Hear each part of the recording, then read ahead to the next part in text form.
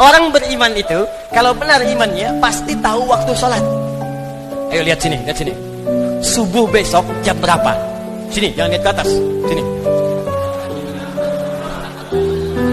4. Oh, tuh.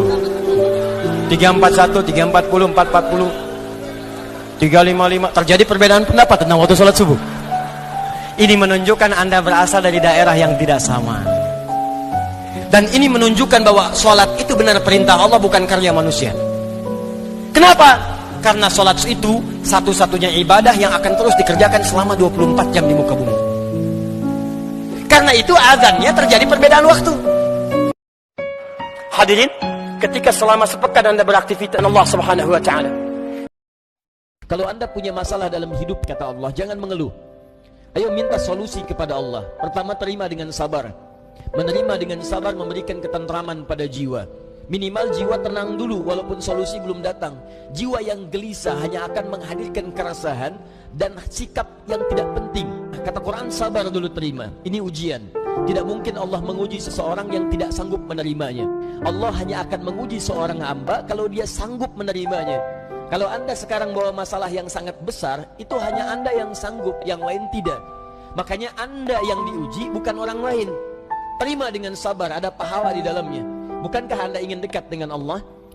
Dekat dengan Allah itu kuncinya kesabaran. Karena itu Allah firmankan, innallaha ma'as-sabirin.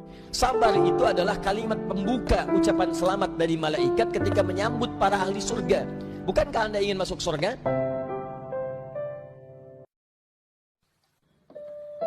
Nanti akan ditemukan orang yang ibadah tidak paham apa yang dikerjakan dan dilakukan dalam ibadahnya.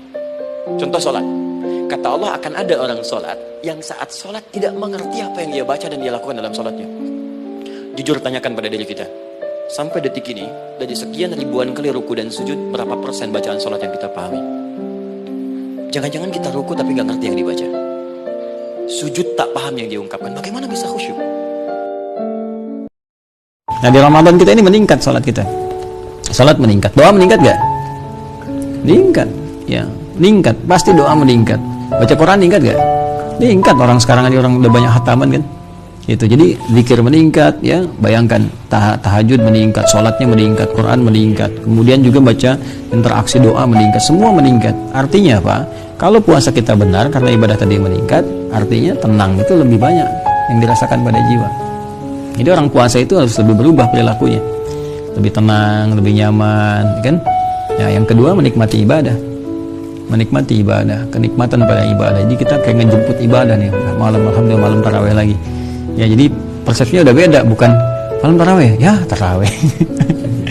Ya, aduh, imamnya si Cepi lagi misalnya. udah bacanya Al-Baqarah 1 rakaat, ya kan? Nah itu kan, ya misal gitu. Nah itu ini menunjukkan bahwa ada sesuatu yang kurang. Pada aneh ini ya. Urusan dunia yang sementara rencananya jelas banget. Mau kerja, oh jam kerja jam 8 ke Jakarta, berarti ada macetnya. Sampai macetnya dipetakan tuh. Macet di titik ini di Halim jam sekian, ada potensi begini. Masya Allah, 7:30 sudah di sana. Pernah nggak antum belajar ke akhirat tuh begini? Macetnya dihisab nih. Yang bikin macet begini. Berarti saya harus cepat nih. Harus cepat duluan sampai sebelum yang lainnya. Pernah bikin nggak? Ini untuk yang sementara aja, Masya Allah, rencananya begitu luar biasa. Padahal ketika meninggal dunia, yang dihasilkan itu belum tentu dipakai. Coba cek antum, cari luar biasa, berangkat gelap, pulang gelap, bikin rumah. Begitu jadi rumah meninggal, tinggal enggak. Ya, istirahat juga enggak di situ, masuknya di alam kubur. Ya, kalau sudah masuk ke alam kubur, ke akhirat, enggak ada meninggal lagi. Jadi kalau antum miskin bakal akhirat, di akhirat miskin terus, enggak akan pernah jadi kaya. Tapi kalau antum pernah miskin di dunia, enggak usah khawatir kok. Meninggal, status hilang. Boleh jadi Anda tidak menyukai sesuatu, di balik itu ada kebaikan-kebaikan besar yang Allah sedang rencanakan.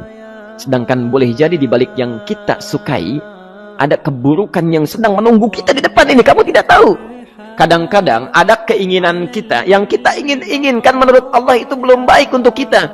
Nah, sifat manusia ketika diberikan oleh Allah keputusan yang terbaik, kadang-kadang ada sifat dalam hatinya gejolak, belum bisa menerima. Kalau Anda merasakan sesuatu sedang ada gejolak di jiwa, sulit menerima ketetapan Allah, maka perangi perasaan-perasaan buruk itu. Walaupun itu sulit, jangan berprasangka buruk dulu pada Allah. Allah tahu masa depan yang akan terjadi menimpa kita. sedangkan kalian tidak bisa membaca masa depan.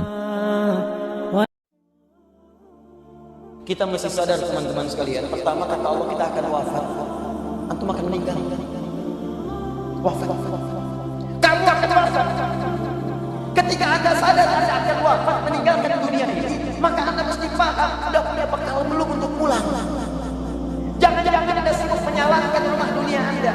Begitu padam listriknya sibuk telepon PLN, masuk ke alam kubur nggak ada cahaya. Mau PLN mana yang dihubungin? Teman-teman, karena alam kubur itu bekalnya bukan bekal dunia, maka Anda tidak akan pernah bisa membawa cahaya dunia ke alam kubur. Maka saya ajak Anda pada malam ini, coba ayo kita berubah. Tolong pikir baik-baik, tidak akan ada yang abadi. Dan besok pun demi Allah saya katakan, Allah bisa mewafatkan kita pada malam ini. Saya cuma mau tanya sebentar saja saya lakukan. Kalau Allah wafatkan Anda pada malam ini, sudah siapkan Anda dengan bekal pulang Anda kepada Allah? Allah tidak mungkin menguji seorang hamba di luar batas kemampuannya. Jadi kalau kita sedang punya ujian di rumah kah, pekerjaan kah, kehidupan sosial kah, sebesar apapun ujian itu kata Allah, memang karena Anda yang sanggup. Kalau nggak sanggup gak akan diuji. Di ujian itu berbanding lurus dengan kemampuan. Mustahil seorang hamba diuji di luar batas kemampuannya. Jadi kalau Anda sekarang pun sedang punya masalah sebesar apapun, kata Allah, memang cuma kamu yang sanggup, yang lain tidak. Maka jangan mengeluh.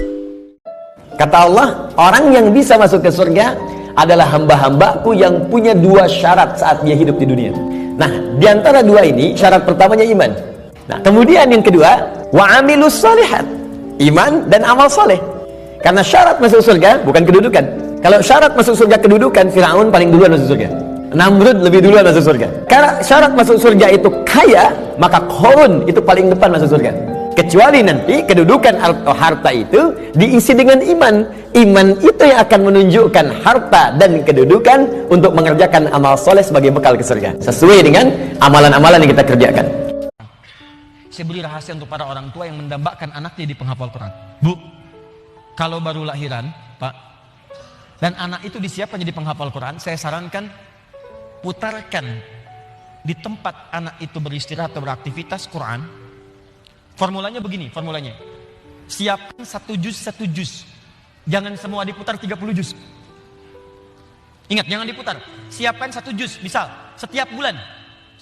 Misal, bulan pertama dia lahir. Putarkan juz pertama. Misal Al-Baqarah. Ayat 1 sampai 141 misal. Selama sebulan. Sampai usia dia 30 bulan, dia sudah mendengarkan 30 juz. 30 bulan itu artinya usianya sudah 2 tahun setengah. 2 tahun setengah itu sudah mulai bisa bicara. Begitu dia bisa bicara, maka ajarkan Quran kepadanya. Demi Allah saya katakan, dia hanya butuh 6 bulan paling lama untuk menghafalkan Quran. Ketika diminta satu, semua diberikan. Apa doanya? Lihat kalimatnya. Rabbana atina billadunka rahmatan wa hayyi' lana min amrina rasyada.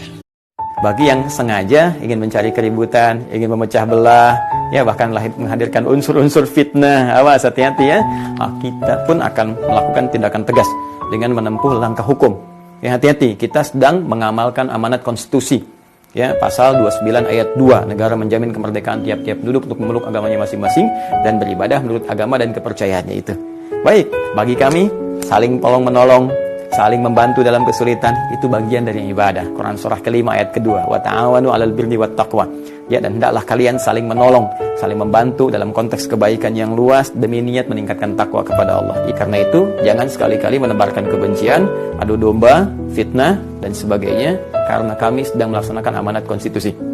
Jangan pernah mengganggu singa yang sedang berzikir. Karena saat ia mulai mengaum, Anda tidak akan pernah bisa menghentikannya. Terima kasih, Adi Hidayat. Assalamualaikum warahmatullahi wabarakatuh.